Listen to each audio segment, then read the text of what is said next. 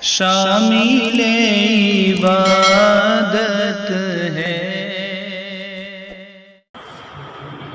बिस्मिल्लाहिर्रहमानिर्रहीम। अल्हम्दुलिल्लाहि वहदा वस्सलातु वस्सलामु अला मन ला नबिय्य बअद वला रसूल बअद वला मासूम बअद अम्मा बअद। अऊज़ु बिल्लाहि मिनश शैतानिर रजीम। बिस्मिल्लाहिर्रहमानिर्रहीम। कुल्लु नफ्सिन ज़ाइक़तुल मौत।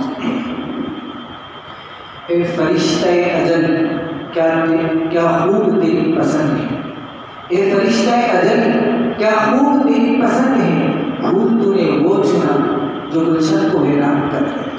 कौन कहता है मोमिन मर गया, कौन कहता है मोमिन मर गया, कैद से छूटा हुआ अपने घर गया। मौजूद उलमा इकराम ने तमाम तफसीर हालात तकरीबन आप हज़रात के सामने आई है और वक्त भी बहुत तंग है।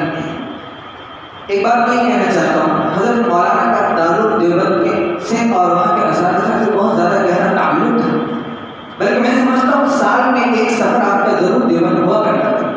और बकर ख़ास मौलाना नूर आलम खलील अमीनी साहब के साथ एक दोस्ताना जैसा ताल्लुक़ था हज़रत का।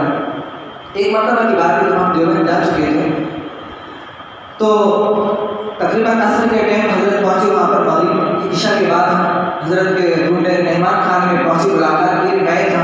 और अहमदाबाद के साथी थे साजिद अहमदाबाद, गालिबन सब लोग जानते हैं, बहुत सारे हज़रात। हम दोनों पहुँचे चूँकि डाबिल से देवान आए थे। हम जब पहुँचे तो हमने सलाम के जवाब के बाद हज़रत ने सबसे पहले ये जुमला कहा कि दो भगोड़े आ गए मेरे पास।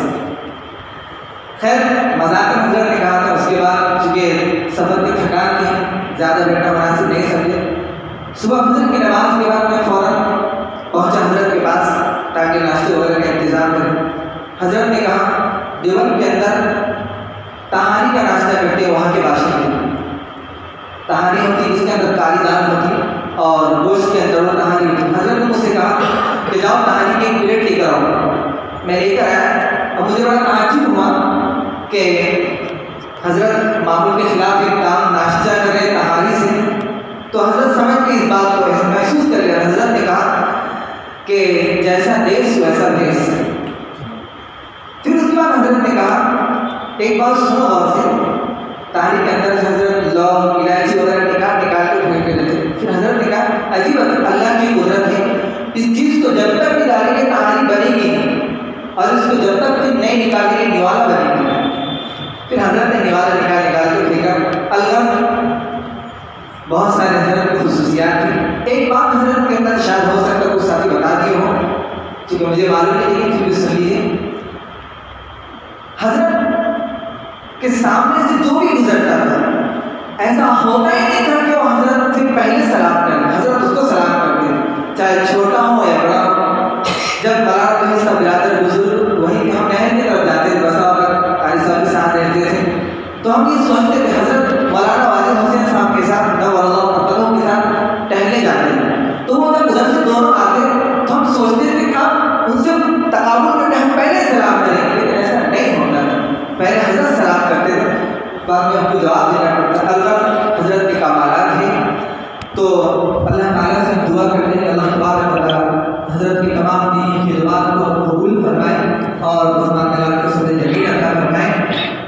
एक शायर कहता है, आप इस शेर में गोया कि आपकी इल्मी कमालात और सलाहियतों को पेश करने के लिए शेर कहा जा सकता। जहाँ रहेगा वही रोशनी लुटाएगा, जहाँ रहेगा वही रोशनी लुटाएगा, किसी चराग का अपना मकान थोड़ी रहेगा। और एक शेर है कि आज चलते चलते सुनाता हूँ। कलियों को मैं सीने का लहू दे के चलाऊँ, कलियों को मैं सीने का लहू दे के चलाऊँ, सदियों मुझे गुलशन की फजा याद करेंगे। अल्लाह तबारक